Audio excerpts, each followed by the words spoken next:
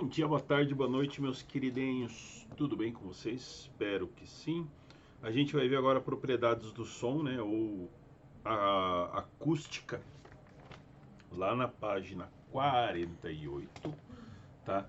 Então, a acústica é uma área da física que estuda o som, tá? Então, a gente tem que ter os conceitos de onda, que é aquela variação periódica de uma grandeza física, né? Que é composta pelas cristas, pelos vales e pelo ponto médio, aquela minha linha média, que são os pontos entre as cristas e os vales. A distância entre as cristas ou vale é o nível médio e é chamada de amplitude. Lembra que ela é dada por lambda, ela é dada por y, tá? Que é a distância entre a crista ou o vale e o nível médio, é chamado de amplitude.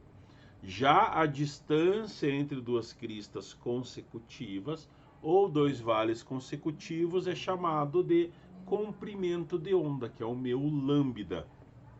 Então eu tenho o meu lambda, que é o comprimento da onda, e o meu y, que é a amplitude, que é a altura que essa onda chega.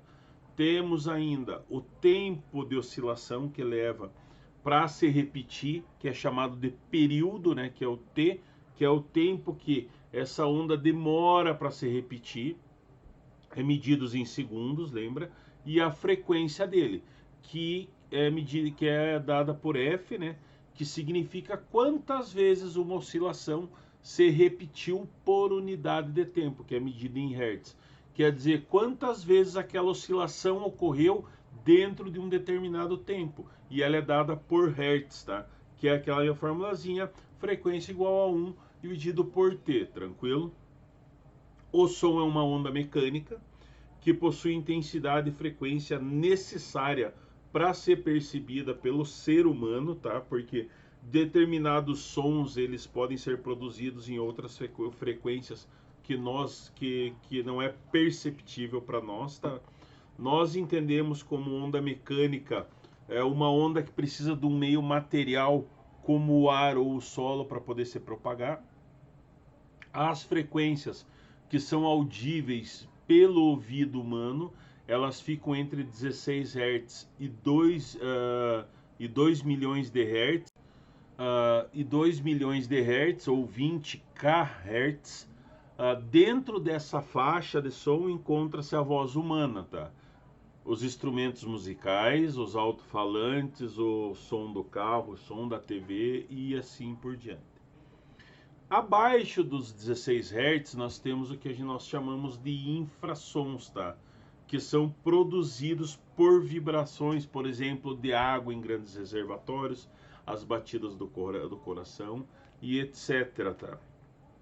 Acima de 20 kHz estão os ultrassons, que são emitidos por alguns animais e alguns insetos, como os morcegos, grilos e gafanhotos, que aí já não são audíveis ao ouvido humano, por sonares, aparelhos médicos, né, o ultrassom. O ultrassom ele é um aparelho que emite ondas mecânicas, né, ele emite um som, essas ondas vão bater em determinado objeto, por exemplo, se você faz um ultrassom numa mulher grávida ou num animal grávido, ele vai bater naquele objeto, vai voltar e essas ondas vão fazer o mapeamento daquele objeto. Da mesma forma que ocorre com os sonares, né? Nos barcos, nos submarinos, o pessoal costuma pescar e usa sonar no barco, que é um aparelhinho que ele vai emitindo essas vibrações de som. Essa vibração de som ela desce e ela vai batendo nos objetos, tá? Isso desenhando esses objetos, mostrando como esses objetos são. E aí o pessoal sabe assim, eu tenho mais peixes em determinada profundidade, eu tenho peixes numa profundidade maior, peixes numa profundidade menor, incluindo o tamanho também, tá? Os dispositivos que produzem ondas sonoras são aqueles que são chamados de fontes sonoras, tá? Entre os quais nós temos como destaque os que são compostos por cordas, né? Que são vibrantes, o violão, o piano, cordas vocais, etc. Por tubos sonoros, que que são como órgão, né? A flauta, a clarineta, que são instrumentos de sopro. Membranas e placas vibrantes, que são o tambor, né? Que você bate em uma superfície e ela emite som. É uma emissão de som. Hastes vibrantes, que são como o triângulo, né? Aquele lá que o pessoal usa muito no forró, né? Que faz o sonzinho do triângulo lá de bater, porque a haste vibra, então emite som. Então a gente pode caracterizar os sons a partir da sua intensidade, da sua altura ou do seu timbre, tá? A intensidade de um som, ela tá ligada à quantidade de energia que vai ser transportada por esse som, certo? Então eu tenho o seguinte: conforme a intensidade do som, nós dizemos que ele é mais forte, é onde possui uma amplitude maior, um Y maior, é mais forte, ou mais fraca, com uma menor amplitude. Você pode fazer isso com a sua voz? Pode, porque quando você produz uma onda mais forte, ela tem uma amplitude maior, ela vai alcançar um Y maior. Quando você produz uma mais fraca, a onda possui uma amplitude menor, um Y menor, tá, pessoal? Então nós temos essas variações dentro do som que acabam dando essa alternância para o meio, certo?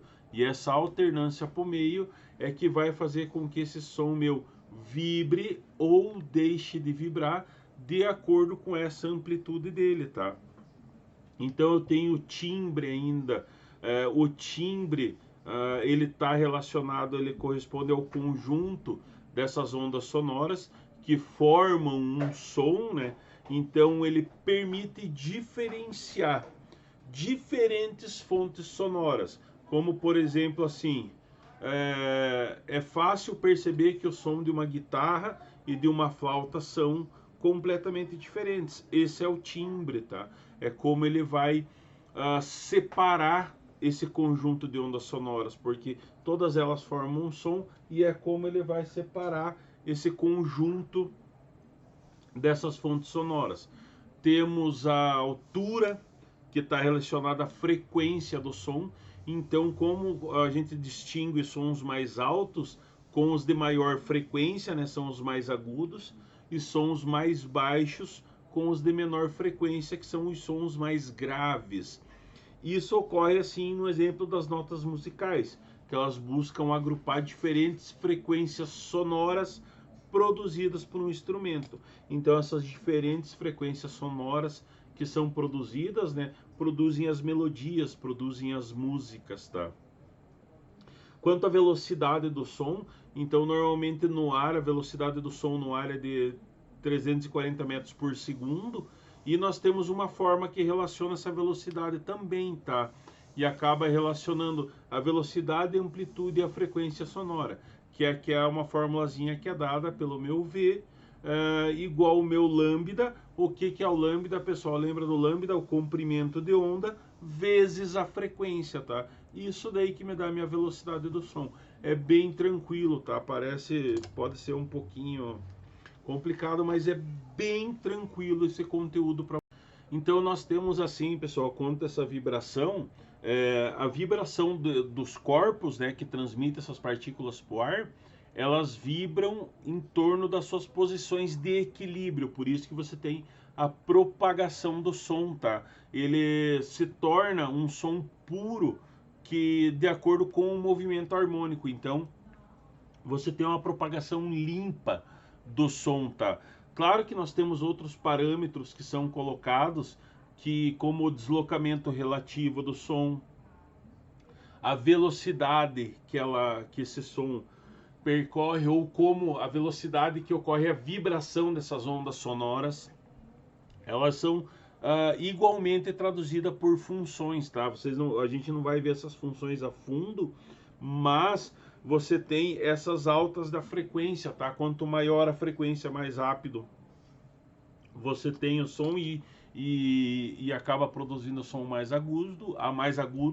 Quanto mais baixa, você produz uma frequência mais grave, tranquilo, pessoal? Então, ainda temos como como pontos inerentes que a distância que separa duas partículas, né, em fase do som, que é o mesmo comprimento que é utilizado para o comprimento de onda, que é o meu lambda.